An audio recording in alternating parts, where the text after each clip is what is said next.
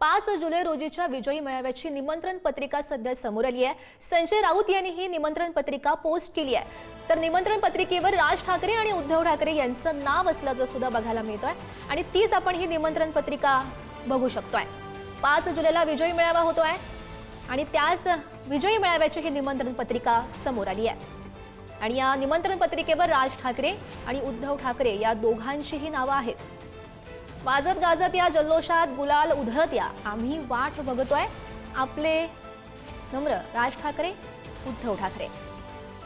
आणि या संदर्भात अधिकची माहिती जाणून घेऊयात। आमचे प्रतिनिधी पद्मेश पवार सध्या आपल्या सोबत आहेत। पद्मेश,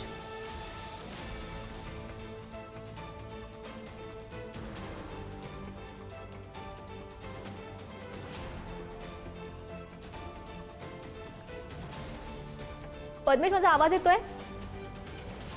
त्यामध्ये आपले नम्र राज ठाकरे आणि उद्धव ठाकरे असं त्यांनी त्यामध्ये असं म्हटलेलं आहे। आपण जर पाहिलं 5 जुलैला जो होणारा जो एक मोठी सभा आहे ती वरळी येथे जी सभा होणार आहे त्यासाठीचं जे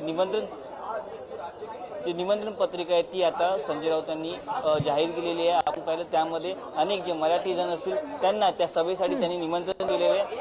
अनेक दिवसांपासून जो GR साठीचा जो लढा मराठी माणसाच्या मार्फत अनेक जे राज ठाकरे असतील उद्धव ठाकरे असतील त्याचबरोबर अनेक जे संघटना त्या करत होत्या त्याला कुठेतरी चीज मिळावं यासाठी ही जी सभा आयोजित करण्यात येणार आहे त्यासाठी त्याची निमंत्रण पत्रिका आता स्वतः संजय राऊत यांनी स्वतःच्या सोशल मीडियावरती प्रसारित केले।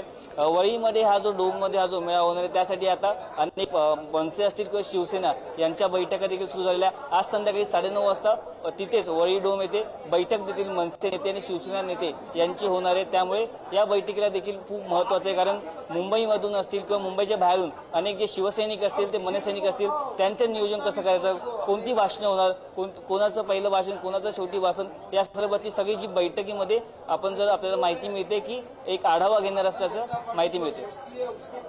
नक्कीच पद्मेश, धन्यवाद दिलेल्या सविस्तर माहितीसाठी।